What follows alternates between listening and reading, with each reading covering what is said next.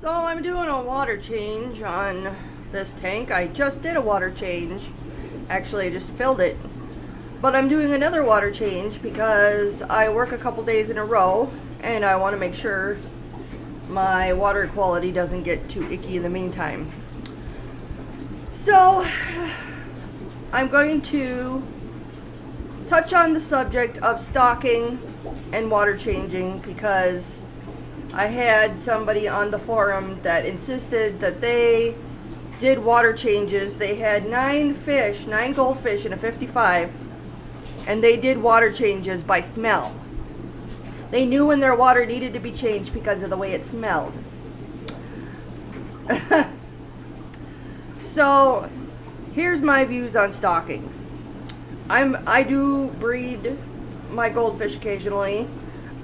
Stocking when they're babies is a heck of a lot different. You can get away with overstocking a little bit, but if you want them to grow to maximum, like my more than apple-sized girl here or Maui, you need to give them plenty of space and clean water.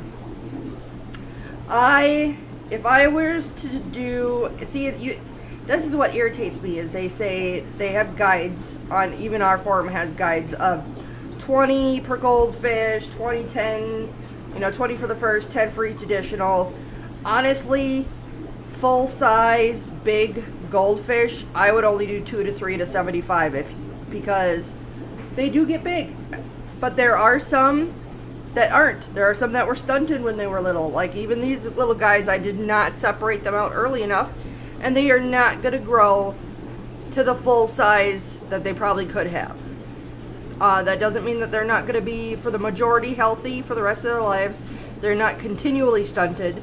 They just aren't going to grow as huge as possible. And that was my fault, still learning.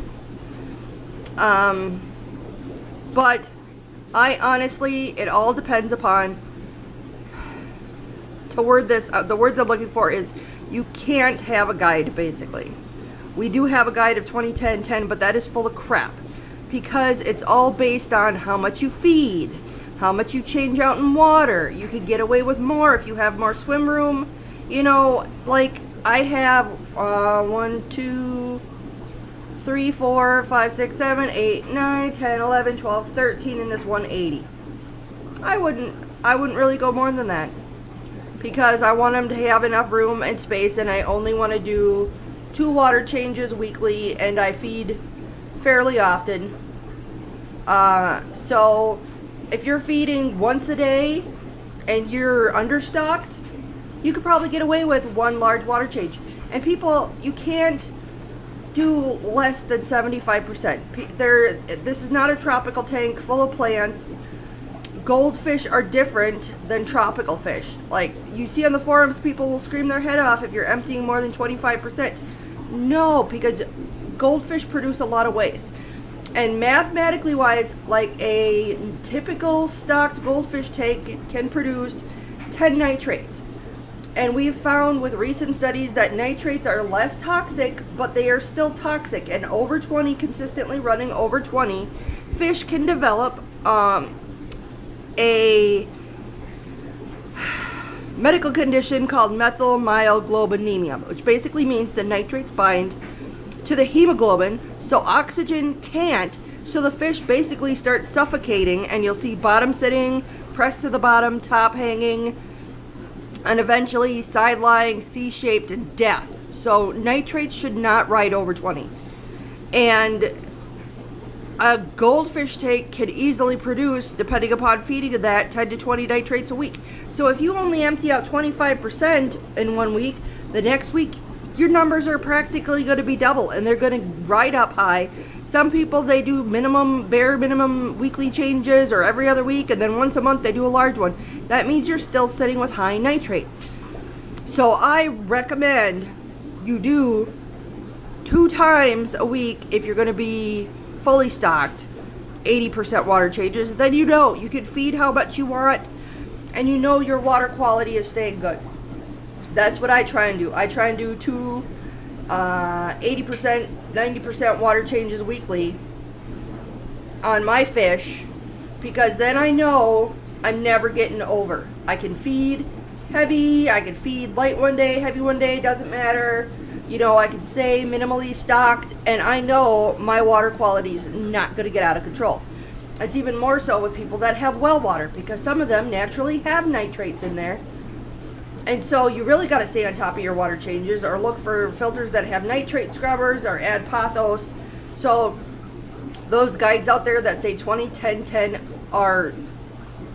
do not take into consideration water changes and feeding. It's really, in my opinion, it's almost like a graph. You would have to go across. Do you feed twice a day? Do you feed 3 times a day? Do you vacuum after you feed up the excess? Are you minimally stocked? Are you light stocked? And what percent of water changes are you doing? Could I keep 18 fish in here? Yes, I could, because there's plenty of swim room, you know. But there again,